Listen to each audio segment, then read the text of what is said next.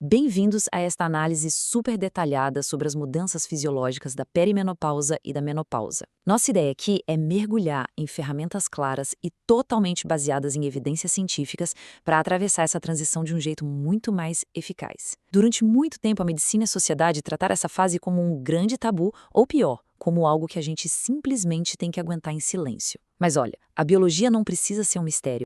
Nossa estrutura de hoje vai cobrir 5 áreas bem diretas: a transição da menopausa, sintomas e saúde sexual, a caixa de ferramentas de TRH, estilo de vida e nutrição e, por fim, resgatando a alegria e o prazer. Então, começando pela seção 1, a transição da menopausa e como entender essa mudança biológica. A primeira fase é a perimenopausa. E tem um detalhe aqui que chama muita atenção, que é a duração disso. A gente está falando de um período que pode se estender por até 14 anos, onde os ritmos hormonais viram um verdadeiro caos. Geralmente, essa montanha-russa começa lá pela faixa dos 40 anos, quando a função do ovário deixa de ser consistente. Hormônios vitais, como o estrogênio e a progesterona, começam a flutuar de um jeito quase violento. É exatamente por isso que muita gente chega no consultório dizendo que simplesmente não se sente mais como antes. Essa sensação de estranheza tem uma base puramente biológica, hormonal e, claro, super imprevisível. Depois de toda essa transição longa, a gente chega na menopausa em si. É um marco oficial. E o curioso é que ela só pode ser confirmada olhando para o passado, já que o diagnóstico acontece depois de 12 meses consecutivos sem menstruação. Nos Estados Unidos, para se ter uma ideia, a idade média para isso acontecer é aos 52 anos. É nesse momento que o estrogênio basicamente para de ser produzido pelos ovários e a fase reprodutiva natural chega ao fim. A urologista a doutora Rachel Rubin usa uma analogia simplesmente genial do tanque de gasolina para explicar essa diferença. Imagina tentar dirigir um carro numa rodovia a 160 por hora, enquanto o tanque de combustível enche até transbordar e logo em seguida esvazia do nada. Essa é a perimenopausa. É o puro caos. Já a menopausa traz uma certa estabilidade, mas a estabilidade de um tanque que agora está permanentemente vazio. Os níveis hormonais ficam nivelados lá embaixo. O desafio da medicina, então, passa a ser como lidar com esse tanque vazio. O que nos leva direto para a seção 2, sintomas e saúde sexual, indo muito além daquelas famosas ondas de calor. Aquele tanque vazio ou piscando loucamente desencadeia uma avalanche de sintomas no corpo todo. Claro, a gente tem os mais conhecidos, como as ondas de calor e os suores noturnos, que sozinhos já são um baita desconforto. Mas o impacto vai muito além. Tem a parte neurológica, com aquela névoa mental, problemas de memória, distúrbios de sono bem pesados e mudanças de humor que podem sim evoluir para quadros de depressão e ansiedade. E tem um último ponto crucial, que é a secura e a coceira vaginal, um sintoma que costuma ser super minimizado, mas que esconde perigos bem reais.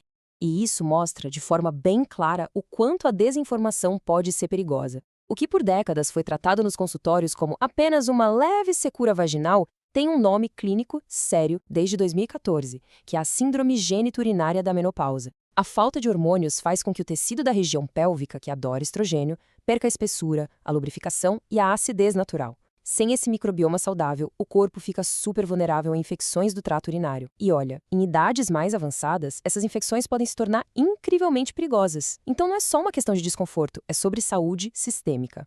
Bom, com esses sintomas na mesa, vamos para a seção 3, a caixa de ferramentas da terapia de reposição hormonal, avaliando as opções médicas. Essa é, sem dúvida, a pergunta de $1 milhão nesse assunto. Historicamente, algumas manchetes bem assustadoras causaram um pânico generalizado sobre a reposição hormonal, criando quase uma geração inteira com medo de sequer chegar perto do tratamento.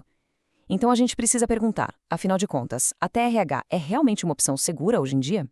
O que a ciência moderna nos diz é bem animador. O consenso médico atual é que sim, a TRH é super segura e altamente eficaz para a grande maioria das pessoas, desde que se siga algumas diretrizes. Tem uma janela de oportunidade importante aí. O tratamento é recomendado até os 59 anos de idade e, idealmente, deve ser começado nos primeiros 10 anos pós-menopausa.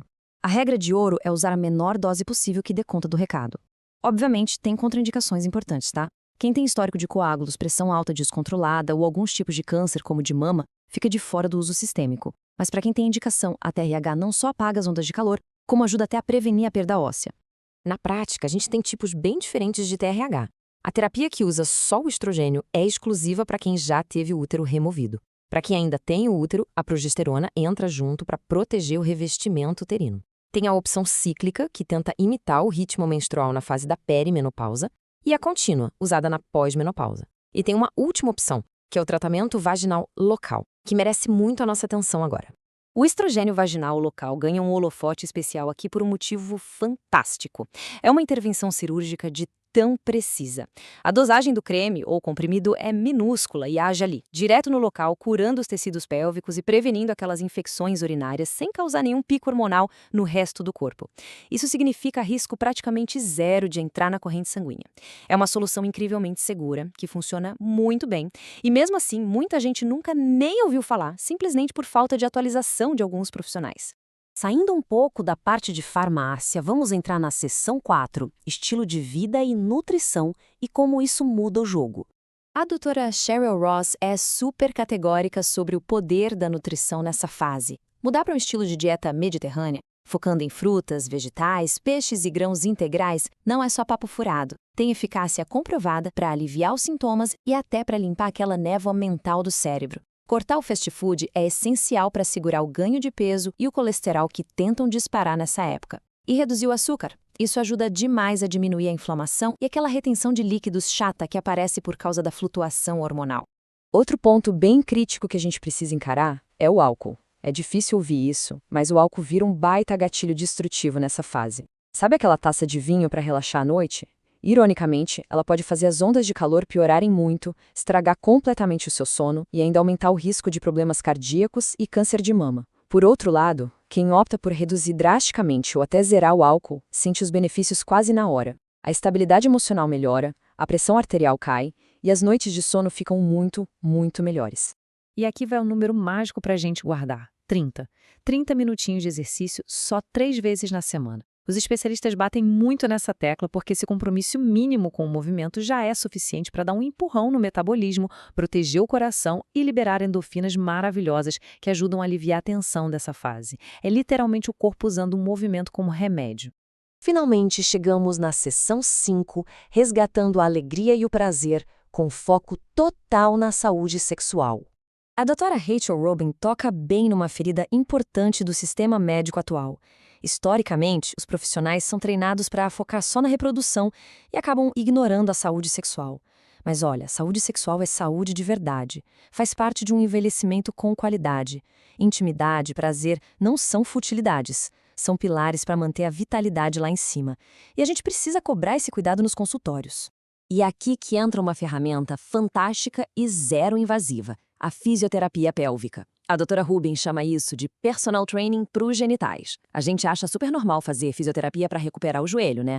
Mas por que a gente ignora a reabilitação da pelvis depois de anos de impactos, mudanças hormonais e às vezes partos? Fortalecer o assoalho pélvico previne aqueles vazamentos chatos de urina e resolve dores na hora da relação. É algo que muda vidas. E lembrando que o cuidado não é só biológico, viu? Tem muito da parte psicossocial. Como a doutora Rubin brinca maravilhosamente bem, se a relação parece um brócolis mole, quem vai querer? Ninguém quer brócolis mole. A rotina e o cansaço acabam com o desejo, mesmo que os hormônios estejam perfeitos. É preciso intenção. Se a experiência não é legal, o corpo não vai querer. Colocar um esforço, um tempero nessa rotina é fundamental para manter a chama acesa. O que nos leva à nossa reflexão final de hoje. Passar por essa imensa mudança biológica não devia ser sobre sofrer calado, aguentando o calor, o cansaço e a dor como se fosse um castigo por envelhecer. Com tudo que a gente tem hoje de ferramentas médicas, nutrição e terapias físicas, dá para construir uma base super sólida de vitalidade. Então a pergunta que fica é: as escolhas diárias e os tratamentos estão aí só para garantir a sobrevivência no meio do caos ou estão abrindo caminho para uma vida cheia de saúde, prosperidade e, acima de tudo, alegria? Pensem nisso.